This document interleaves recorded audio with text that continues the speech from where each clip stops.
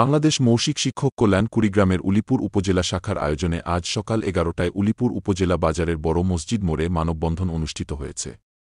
এ সময় বক্তব্য রাখেন মৌখিক শিক্ষক কল্যাণ পরিষদের সভাপতি মাওলানা মোহাম্মদ আমিনুল ইসলাম, মাওলানা মোহাম্মদ আহসান হাবিব সাধারণ সম্পাদক, মাওলানা জুবায়ের আহমেদ কোষাধ্যক্ষ, মাওলানা মোহাম্মদ রফিকুল ইসলাম সদস্য, মাওলানা মোহাম্মদ মাইনুল ইসলাম শিক্ষক, মাওলানা মোহাম্মদ আদুজ্জামান ফিল্ড সুপারভাইজার। এ সময় বক্তারা বলেন, নৈতিকতা ও ধর্মীয় মূল্যবোধ উন্নয়নের মসজিদ ভিত্তিক শিশু ও শিক্ষার কার্যক্রম প্রকল্প ৮ম পর্যায়ে মাহে রমজানের মধ্যে পাশ করাতে হবে। ঈদুল ফিতরের পূর্বের বেতন ও বোনাস পরিশোধ করতে হবে।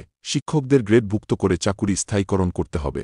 কোনোভাবে আউটসোর্সিং পদ্ধতিতে নিয়োগ দেওয়া যাবে না। শিক্ষকগণের প্রয়োজনে কেন্দ্র স্থানান্তরের সুযোগ প্রদান করতে হবে। শিক্ষকগণ অসুস্থ, অবসর অথবা মৃত্যুবরণ করলে শিক্ষক তহবিল গঠন করে এককালীন সহায়তা প্রদান করতে হবে।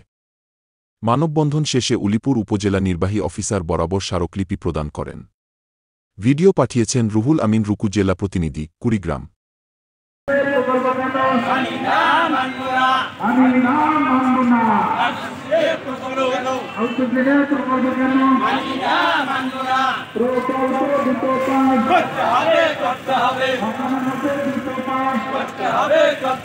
রমজানের দুটো পাস দুর্ঘটনা প্রদান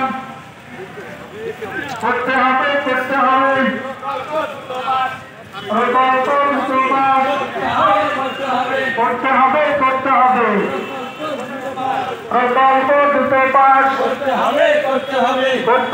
করতে হবে প্রকল্প দুটো পাস করতে হবে। আমরা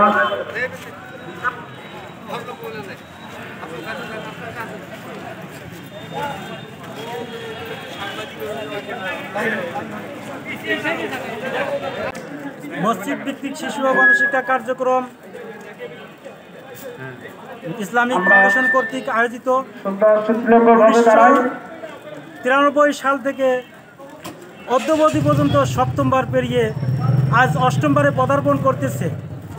এই মসজিদের ইমাম সাহেবগণ অল্প বেতনে এই কোমলমতি শিক্ষার্থীদেরকে কোরআন শিক্ষায় শিক্ষিত করে আদর্শ মানুষ হিসেবে গড়ে তোলার চেষ্টা চালিয়ে আসতেছে। এই মসজিদের ইমাম সাহেবগণ অল্প বেতনে দীর্ঘদিন থেকে যে শিক্ষা কার্যক্রম চালিয়ে আসতেছেন, সেই শিক্ষা কার্যক্রমকে ৮ম পর্যায়ে প্রকল্প পাস না করে আউটসোর্সিংয়ে স্থানান্তর করা হয়েছে। এই শিক্ষকদের দীর্ঘ ৩৩ বছরের প্রকল্পটি আজ রাজস্ব খাতে স্থানান্তর করার কথা ছিল। এই রাজস্ব খাতে স্থানান্তর না করে আউটসোর্সিংয়ে স্থানান্তর করে এই ইমাম সাহেবদেরকে লাঞ্ছনার দিকে ঠেলে দিচ্ছে। এই লাঞ্ছনা থেকে আমরা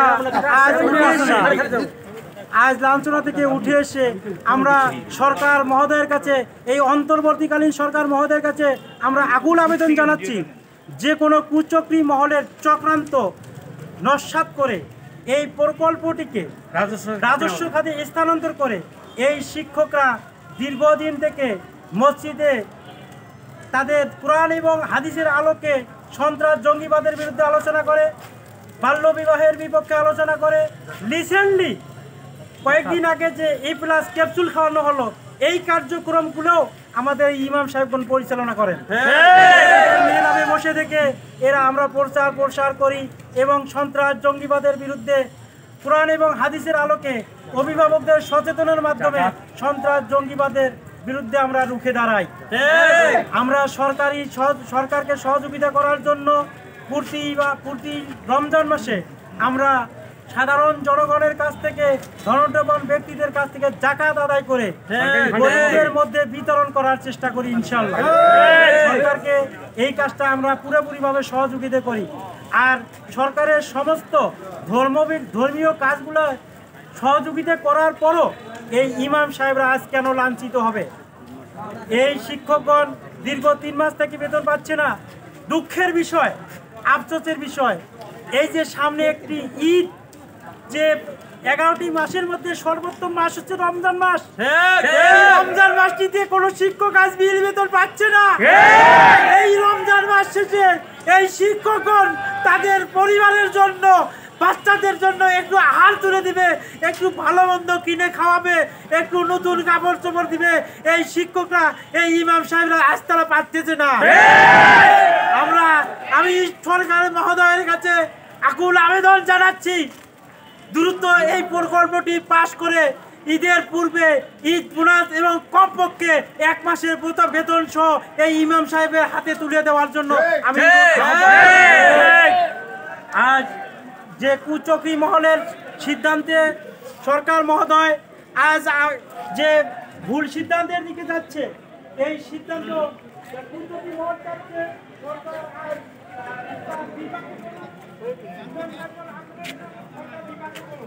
আমরা চাচ্ছি না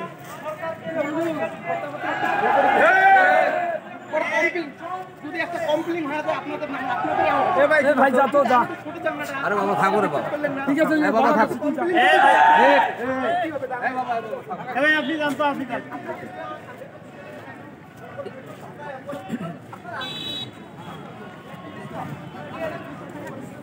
ও সাংবাদিক সাথে ট্যাংশন করিস কথা কর না।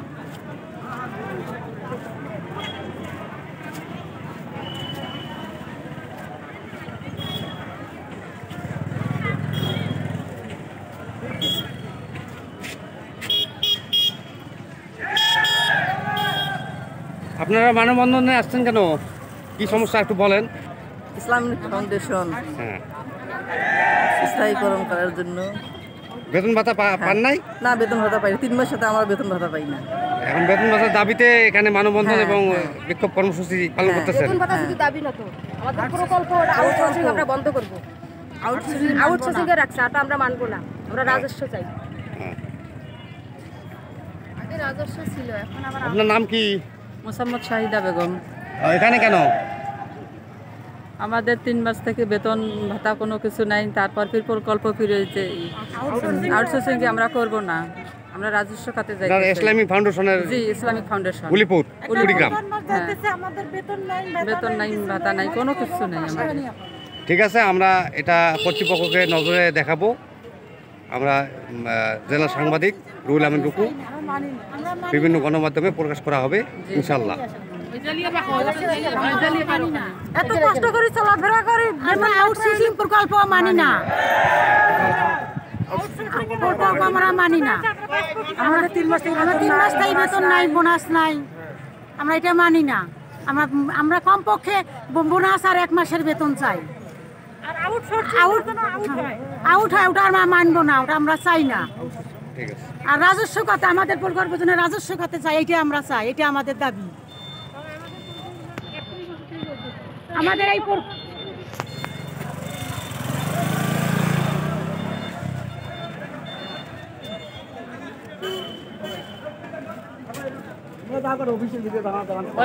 সবাই লাগিয়ে